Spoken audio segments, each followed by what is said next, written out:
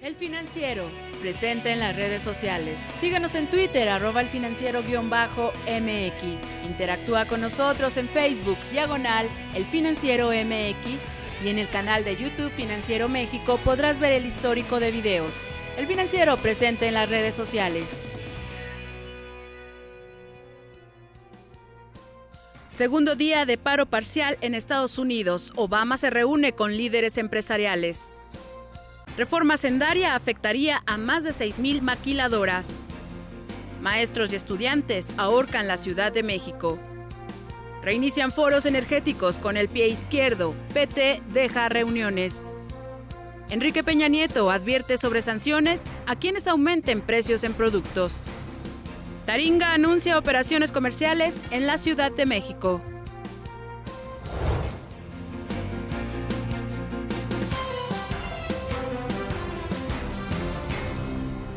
Hola, ¿qué tal? Muy buenas tardes. Gracias por acompañarnos. Como siempre, les saluda Lucero Álvarez Orrantia. Bienvenido al Financiero Noticias. Mire, hoy es el segundo día de paro de actividades parciales en Estados Unidos, luego de que el Congreso no logró un acuerdo sobre el techo de endeudamiento. El presidente Barack Obama se reunió con banqueros para hablar sobre el cierre parcial del gobierno. Saludo en este momento y hasta Nueva York a Carla Palomo, corresponsal del Financiero Televisión. Carla, ¿qué tal? Muy buenas tardes. ¿Cómo reaccionaron los mercados por esta situación en Estados Unidos? Y bueno, también, ¿qué nos dice sobre el mensaje de Obama a Wall Street? Adelante. Hola, ¿qué tal? Saludos, Lucero, gusto de estar contigo hoy, tus televidentes. Así es, el presidente Obama se mostró este miércoles exasperado por la falta de acuerdo para reabrir las operaciones del gobierno y dejó muy en claro que no negociará con los republicanos hasta que acepten otorgar los fondos necesarios al gobierno y suban el nivel de endeudamiento del país sin condiciones. Estas declaraciones las hizo esta tarde el mandatario estadounidense durante una entrevista con la cadena de noticias CNBC y previa a una reunión por la tarde con líderes republicanos y demócratas que busca poner fin al bloqueo presupuestal que mantiene sin trabajo y sin sueldo a miles de funcionarios y cerrado los servicios públicos del país por segundo día. Y precisamente en estos momentos toda la nación se encuentra a la expectativa de lo que pudiera suceder o acontecer en esa reunión tan importante. Y como hemos visto, es la primera vez que están teniendo un diálogo desde este cierre parcial del gobierno. Y ahora hablemos de Wall Street, que ayer martes los inversionistas especulaban que el efecto económico del primer cierre del gobierno federal en 17 años sería limitado. Hoy su perspectiva fue otra, temen que la situación política de Washington sea más seria de lo que inicialmente había anticipado el mercado. Como consecuencia, las principales bolsas cerraron en rojo, pero a Wall Street sí debería preocuparle la crisis en el Congreso, ya que esta vez la situación es diferente y tendría un impacto profundo sobre la economía, advirtió el presidente Obama durante la entrevista con CNBC. Precisamente Obama sostuvo esta mañana un encuentro en la Casa Blanca con los presidentes de los bancos más grandes de Estados Unidos, incluyendo Jamie Dimon de JP Morgan y Lloyd Blankfein de Goldman Sachs, con quien abordó estos temas. De acuerdo a un sondeo de Bloomberg News, si las actividades gubernamentales permanecieran cerradas durante una semana, el crecimiento económico del país se desaceleraría en 0.1% y las pérdidas se incrementarían según pasa el tiempo. Ya debido a esta crisis presupuestaria en Washington, Obama suspendió parte de su gira a Asia, que inicia este sábado. En su agenda tiene programado visitar Indonesia y Brunei, pero ya no viajará a Malasia y Filipinas. Carla, muchas gracias por la información. Un saludo hasta Nueva York. Un saludo como siempre y con mucho gusto a Gabriel Moisen. Gabriel, ¿qué tal? Muy buenas tardes. Platícanos sobre este programa que ya se convirtió en el núcleo del problema en este vecino país, el Obamacare. Así es. Bueno, se trata de la mayor reforma en el sector salud de Estados Unidos desde 1965. Eso habla de la importancia de este programa que a 10 años busca reducir el número de gente sin seguro médico en Estados Unidos de 50 millones a por lo menos 25 si todo marcha bien. Es un programa a largo plazo de 10 años que pues no deja de ser polémico y ha llevado al cierre parcial del gobierno, como lo hemos visto desde el lunes. Bueno, ¿de qué se trata este programa? Bueno, básicamente se trata de ampliar la cobertura médica para todos los estadounidenses, sobre todo para las personas de menores recursos, mediante una ampliación del programa Medicaid, que precisamente, y del Medicare, que ya se habían establecido precisamente en 1965, pero también contiene un mandato individual muy polémico porque establece que a partir del próximo año todas las personas tendrán que contratar una póliza a nivel individual o colectivo en su empresa, en su lugar de trabajo o a nivel individual para estar cubiertos en este aspecto. ¿Y cuál es el origen o el punto del problema en este problema? Ese es precisamente que los republicanos están abanderando la causa para ellos muy justa de decir que no puede el gobierno de Estados Unidos obligar a una persona a que contrate un seguro de cobertura médica si no lo quiere. Sin embargo, también hay que reconocer que se están ocultando los intereses de las grandes compañías aseguradoras que van a salir perdiendo algunos fondos con esta reforma impulsada por la Casa Blanca. Bueno, extendiendo el problema de manera internacional, ¿cómo afecta a México todo esto que está ocurriendo o lo que viene para los próximos meses en Estados Unidos? Bueno, esto puede ser el preludio de una batalla mayor entre el Congreso y el Legislativo de Estados Unidos si para el día 17 de este mes no se llega a un acuerdo en cuanto a la elevación del techo de la deuda en Estados Unidos. Entonces las consecuencias pueden ser muy graves porque serían consecuencias de tipo económico, de desconfianza en los mercados si Estados Unidos cae en un impago de su deuda que afectarían indudablemente a todo el sistema económico, no solo de México, sino de todo el mundo. Gabriel, muchas gracias por acompañarnos. Muy Muchas buenas tardes. Continuemos con más información y bueno, otro de los sectores que se ven afectados por el cierre parcial del gobierno en Estados Unidos, sin duda, es el turismo, en particular en la ciudad de Washington. Mire, el día de hoy tuvimos la oportunidad de platicar con Linda St. Thomas, vocera del Instituto Smithsonian, que bueno, nos explica cómo este cierre de actividades afecta al museo y por supuesto a sus visitantes. Well, I think it's very disappointing for tourists, especially people who plan their trip well ahead and come great distances for their visit to Washington. Last week, we had about 400,000 visitors in the course of a week to all of our museums and the zoo. También nos habló de cuántas personas reciben anualmente y de cómo este paro está afectando las investigaciones que se realizan precisamente en ese museo. We had 30 million in 2012. Well, our research has also stopped because most of it is done by federal employees and they are furloughed because of the government shutdown. So there's only a kind of a skeletal staff at the Smithsonian. Bueno, por último, explicó el número de museos y también empleados que no operarán hasta nuevo aviso. The Smithsonian has a total of 19 museums plus the National Zoo. Probably we have 4,200 federal employees, and I would say more than 3,500 are furloughed. Pero también la Reserva Federal fue tema en la agenda del presidente de Estados Unidos, Barack Obama, quien dijo que el futuro presidente de la Fed deberá impedir la formación de burbujas de activos y al mismo tiempo reducir la elevada tasa de desempleo. Bueno, noticias nacionales, en noticias de nuestro país, les platico que la dirigencia nacional del PAN afirmó que en el Congreso de la Unión sus legisladores votarán en contra de la iniciativa de reforma hacendaria del gobierno federal al considerar que los impuestos que contempla afectan a los mexicanos. De igual forma, rechaza que la iniciativa se haya acordado en el seno del Pacto por México. Mira, Acción Nacional deja en claro que harán todo lo que esté a su alcance para que no se consuma. Lo consideran un agravio a los trabajadores y a las clases medias. Miren, en México, la Coparmex y analistas económicos afirman que la iniciativa de reforma hacendaria del gobierno federal no logra convencer aún a los sectores productivos. Por el contrario, asegura que la iniciativa pudiera frenar la posible recuperación de la economía. Por su parte, el Consejo Nacional de la Industria Maquiladora y Manufacturera de Exportación afirma que la propuesta de reforma hacendaria afectaría a más de 6,300 empresas del sector que actualmente generan el 65% de las exportaciones no petroleras del país. Advierte además que muy pocas empresas del ramo pudieran sobrevivir bajo el nuevo concepto propuesto que establece que solo serían consideradas firmas de la industria las empresas que exporten más del 90% de sus productos. Y en entrevista con El Financiero, el senador del Partido Verde, le habló de Gerardo Flores, dijo que el análisis de la legislación secundaria que acompañaría a la reforma en telecomunicaciones será construida en el seno del Pacto por México, por lo que todavía no se encuentra en discusión y todavía en las comisiones correspondientes, ya que tiene prioridades como la reforma financiera, energética y también hacendaria. Esta reforma o esta iniciativa de legislación secundaria para el tema de Telecomunicaciones, Radiodifusión y Competencia Económica, pues en realidad lo más probable es que la estemos viendo hacia finales de noviembre. Yo no creo que antes de eso podamos ver una discusión formal en ninguna de las dos cámaras sobre el tema, ¿no? Después de que el Instituto Federal de Telecomunicaciones cancelara la licitación de decodificadores y antenas para el segundo apagón analógico que se estará llevando a cabo en las ciudades del norte, el senador aseguró que este hecho no modificará las fechas establecidas y que para el 2015 todo México ya habrá migrado a la televisión digital. Yo estoy convencido que no se va a detener y en realidad lo que estaría ocurriendo es que se está enderezando algo que no debió haberse hecho de esa manera, ¿no?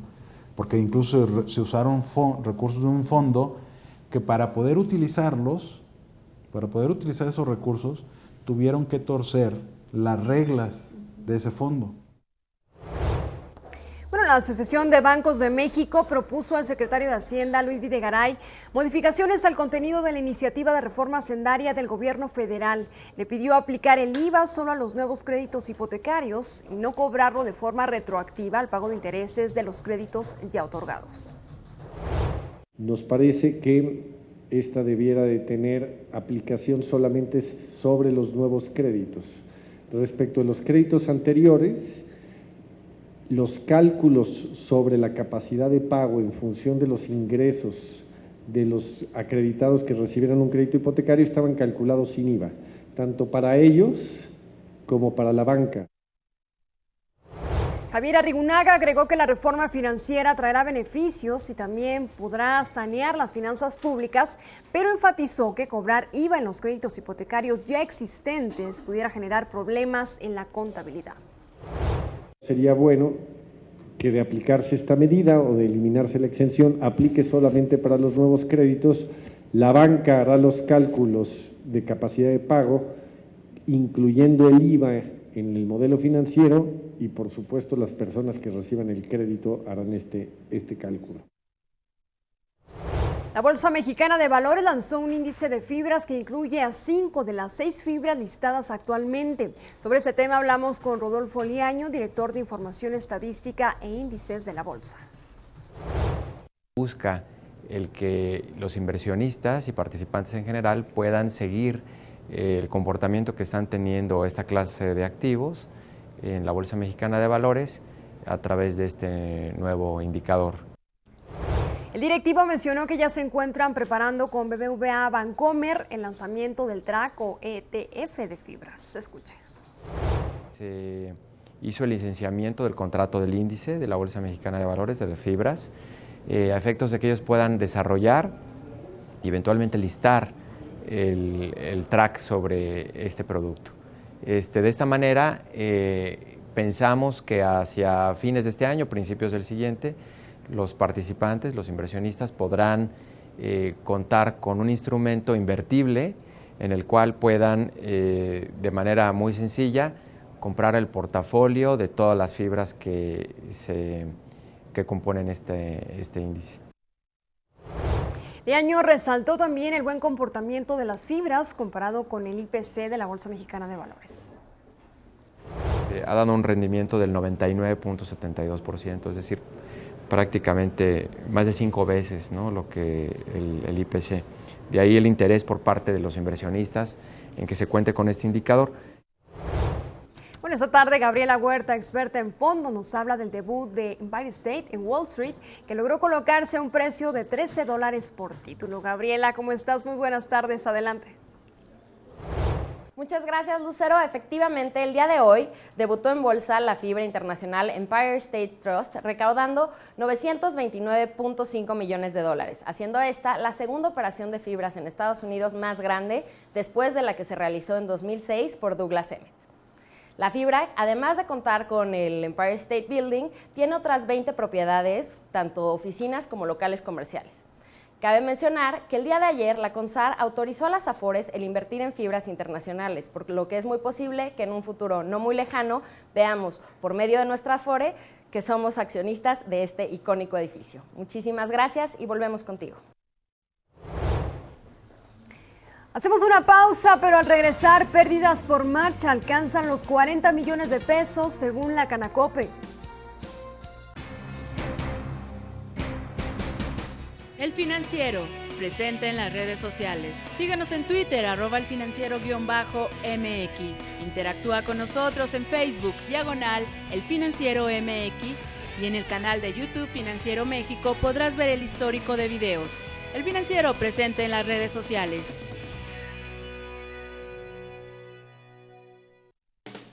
¿Te interesa nuestro ejemplar impreso, edición digital o hemeroteca virtual? Contáctanos al 52 27 76 59 o al correo electrónico contacto@elfinanciero.com.mx. El Financiero, más cerca de ti.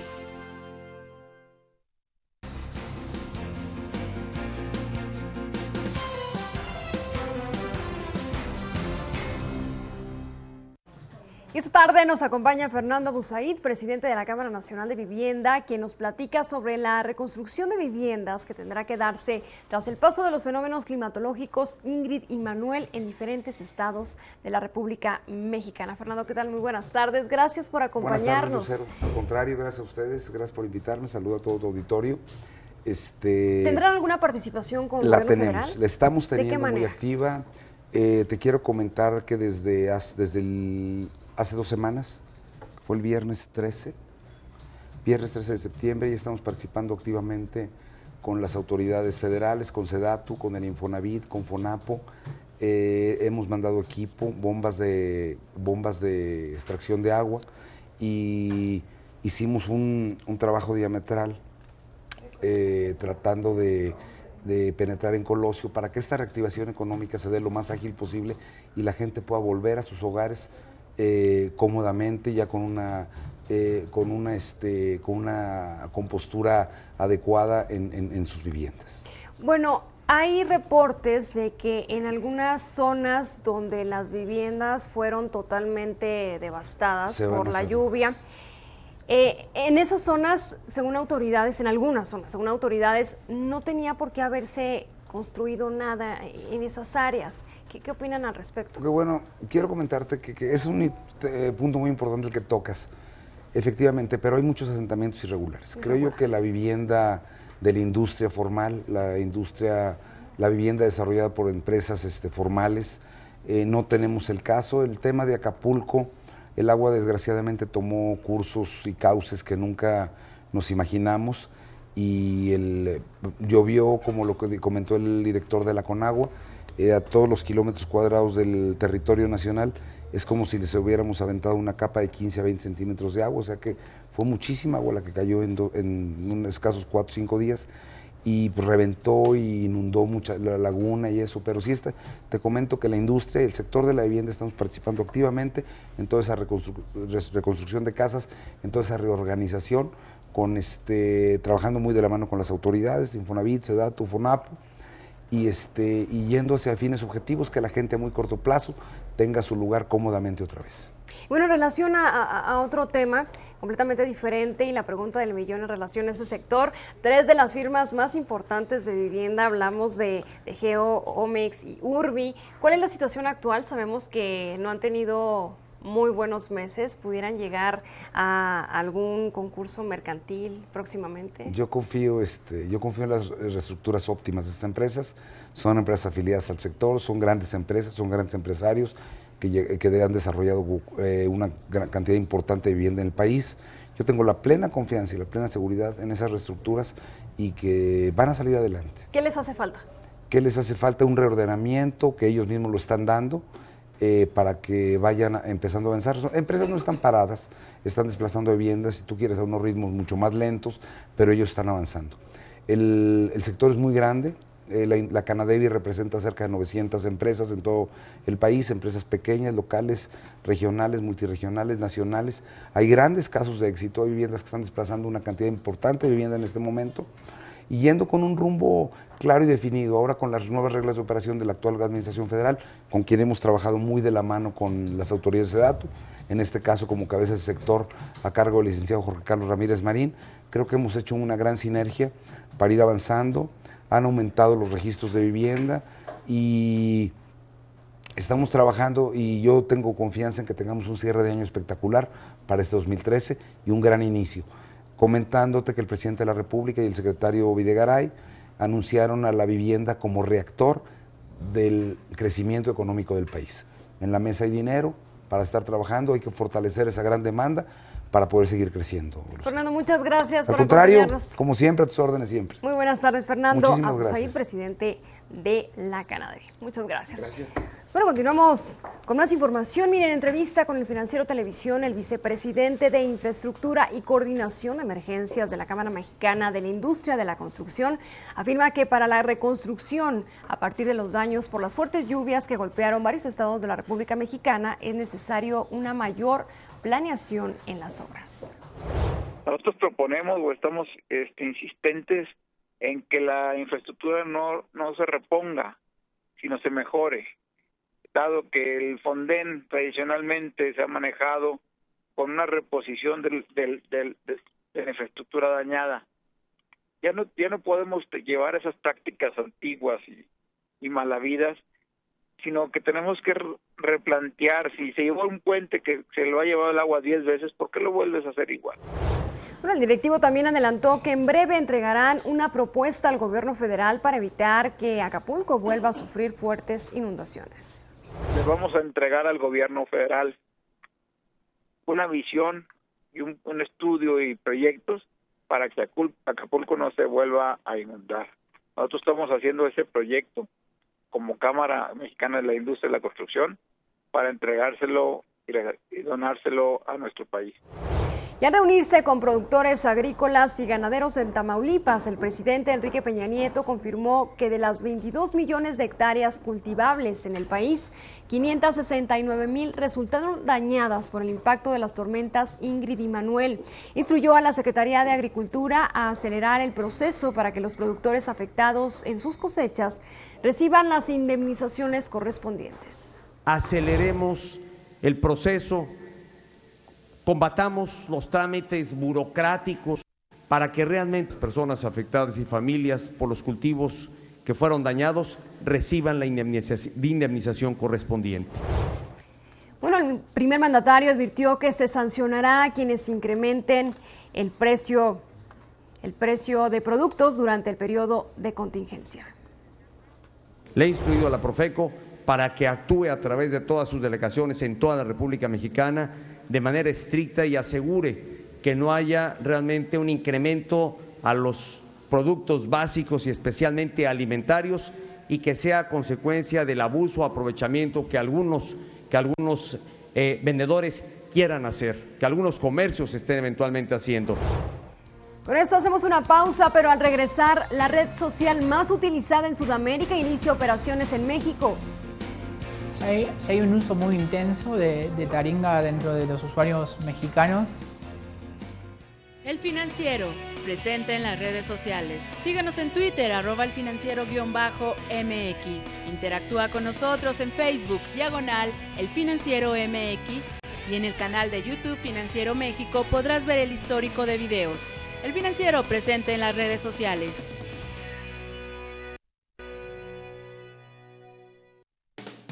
¿Te interesa nuestro ejemplar impreso, edición digital o hemeroteca virtual? Contáctanos al 52 27 76 59 o al correo electrónico contacto@elfinanciero.com.mx. El Financiero, más cerca de ti.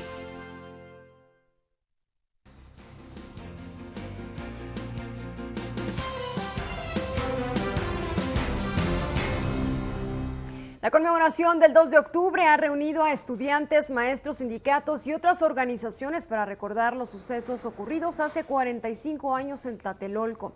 A las 4 de la tarde la marcha salió de la Plaza de las Esculturas, pero a su paso se sumaron algunos miembros anarquistas que comenzaron a hacer desmanes al acercarse al centro capitalino. En este momento me enlazo con mi compañero Francisco Velázquez para ampliar esta información. Francisco, ¿qué tal? Muy buenas tardes. ¿Dónde te encuentras?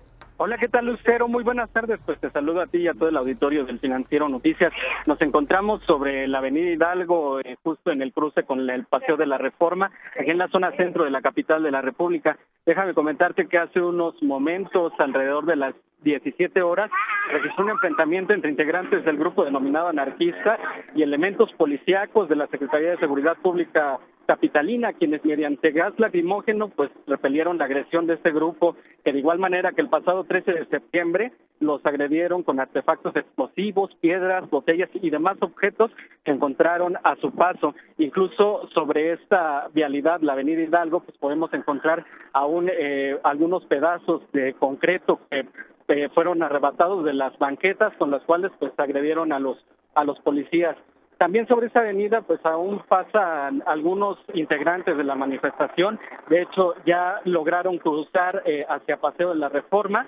Ahorita el personal de seguridad, de limpieza de la capital pues se encuentra realizando las labores de limpieza aquí en esta zona. En este momento contingentes estudiantiles y sindicales como el Sindicato Mexicano de Electricistas avanzan sobre Paseo de la Reforma. A su paso pues van encontrando objetos, pintura y rastros de gases que fueron lanzados durante este enfrentamiento. Cabe destacar, Lucero, que los agresores pues son integrantes de los anarquistas, los estudiantes y las otras personas que participaron en esta manifestación pues no participaron en estos hechos violentos que se generaron pues en esta marcha por los 45 años de los hechos en Tlatelolco.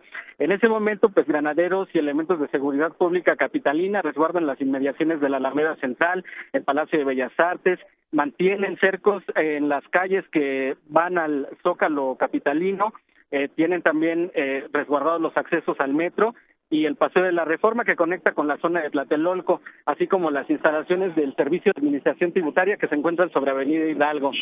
En el aire pues ya llevan poco más de 40 minutos, 2 helicópteros sobrevolando la zona. En este momento la visibilidad pues no me permite decirte con toda exactitud a qué pertenecen o si son propiedad de alguna corporación policíaca. Lucero, pues este es parte del reporte que te tengo hasta este momento. Francisco Velázquez, muchas gracias por la información. Muy buenas tardes. Ahora también saludo a Pablo Chávez, quien se encuentra en otro punto del centro de la ciudad para platicarnos más detalles sobre estas movilizaciones. Pablo, ¿qué tal? Muy buenas tardes. Adelante.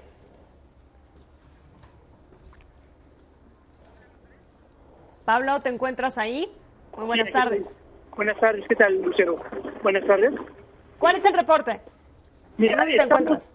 Estamos en este momento en la esquina de Bucareli y Paseo de la Reforma. Sigue llegando los contingentes de la manifestación de los 45 aniversario del 2 de octubre de la matanza en Tlatelolco. Pero a este lugar ha sido muy denso, ha estado constantemente, ha habido batallas campales entre manifestantes y la policía, inclusive aquí fue donde se dieron las detonaciones más fuertes de petardos y de gases lacrimógenos. Y la policía se llevó a varios de los rijosos y sin embargo estos iban acompañando a sus amigos, se acercaban y provocaban que la policía los soltara. Ahorita en este momento está marchando y hay un cerco policíaco muy fuerte entre Avenida Juárez, Bucareli y parte de Paseo de la Reforma. Pablo, muchas gracias por la comunicación. Muy buenas tardes. Buenas tardes, Lucero. Buenas tardes, auditorio. Bueno, integrantes precisamente de la Coordinadora Nacional de Trabajadores de la Educación se reunieron por espacio de 5 horas con el secretario de Gobernación, Miguel Ángel Osorio Chong. La reunión fue encabezada por los líderes de las secciones 22 y 18, quienes dicen que los resultados del encuentro los darán a conocer después de informar a su dirigencia nacional. Los maestros reconocieron que los canales de diálogo se mantendrán abiertos. Bueno, después de casi una semana de inactividad, reinician los foros de análisis para la reforma energética en la Cámara de Senadores. El día de hoy contaron con la participación de Fauzi Hamdan, Mario Alberto Becerra y Dante San Pedro. Estos foros inician nuevamente con el pie izquierdo, ya que el Partido del Trabajo se retira de dichos foros y con ellos los invitados que habían propuesto. El coordinador del Partido del Trabajo, Manuel Bartlett, considera que no hay pluralidad en los invitados. Las condiciones son exactamente las mismas anteriores. No hay un programa, nunca se presentó en esta reanudación de los foros, no hay lo que se necesitaría saber, quiénes son los que van a participar, cuántos foros quedan, cómo van a ser, a qué horas. para poder participar. Los foros que estuvieron encabezados por el presidente de la Comisión de Energía, David Penchina, el rector de la Escuela Libre de Derecho, consideró que los contratos de concesión son los acuerdos y acordados para México. Vamos a tener la posibilidad de un crecimiento exponencial, auténticamente, y no estoy exagerando, a partir del año que entra, el 1% del PIB, nada más por este sector. Pero al siguiente, en el 15, ya andaremos un 2 del PIB. Por su parte, Dante San Pedro de la Asociación Mexicana de Derecho Energético dijo que es necesario cambiar el régimen fiscal de petróleos mexicanos, ya que de no hacerlo, se condena a la paraestatal a desaparecer. Tratándose de Pemex como un operador más, tendría que tener el mismo régimen fiscal que el resto de los operadores. Cualquier cosa distinta a eso lo dejaría en condiciones distintas y generaría un conflicto bastante fuerte. Es más, estarías condenando a Pemex a desaparecer. En otra información, 3 de los 20 principales inversionistas de Microsoft presionan al directorio de la empresa para que Bill Gates renuncie a la presidencia del consejo. Temen que pese a la salida de Steve Ballmer, la empresa no pueda avanzar ni hacer los cambios necesarios si Gates continúa. Cabe mencionar que el cofundador de Microsoft, poseedor del 4.5% de los títulos, es el mayor accionista individual de la empresa, que tiene un valor de $277 millones. Mientras tanto, la red social Taringa anunció operaciones comerciales en la Ciudad de México, país al que considera estratégico para su crecimiento futuro. Lugares, pero además le agregamos un componente más, que es el de comportamiento del usuario. Nosotros tenemos la capacidad de identificar cuáles los gustos, las preferencias de una persona y después compartir eso, obviamente de manera privada o anónima, con los anunciantes que requieren de ese perfil de usuario. Háblanos un poco de la plataforma SETI, ¿qué es lo que va a ofrecer una vez que la echen a andar? Con 14 millones de mexicanos registrados en la plataforma social, Taringa busca posicionarse entre empresas y también usuarios por medio de una tecnología de publicidad personalizada basada en los intereses de cada usuario. Le agregamos un componente más, que es el de comportamiento del usuario. Nosotros tenemos la capacidad de identificar cuáles los gustos, las preferencias de una persona y después compartir eso, obviamente de manera privada o anónima, con los anunciantes que requieren de ese perfil de usuario. Bueno, Taringa espera que para el 2014 México sea el país número 1 en volumen de tráfico y también cantidad de ingresos para la compañía, con un porcentaje de hasta un 30% de las ganancias totales. Ahora hacemos un recorrido por el mundo empresarial.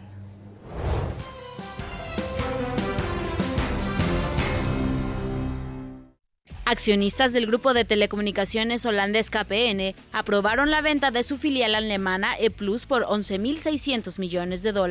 Telefónica Deutschland se convirtió en la nueva propietaria. Aunque América Móvil respaldó la venta, sus directivos no asistieron a las negociaciones.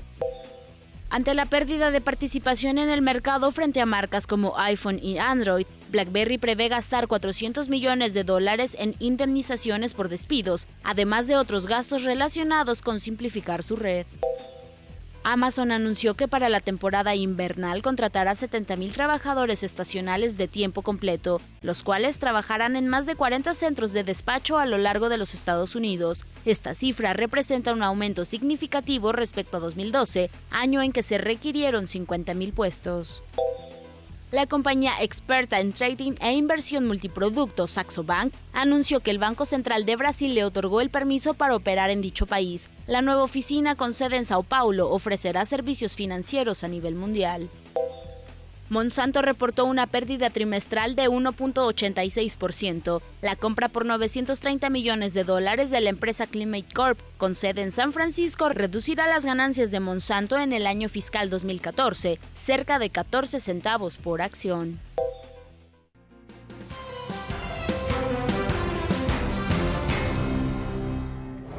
Y la incertidumbre respecto al rumbo que pudiera tomar la economía de Estados Unidos debido al cierre parcial del gobierno, pues ya ha provocado el nerviosismo en los mercados de todo el mundo. Saludo hasta la redacción de nuestra edición impresa, Antonio Sandoval. Antonio, ¿qué tal? Muy buenas tardes. ¿Qué hay para mañana sobre este tema?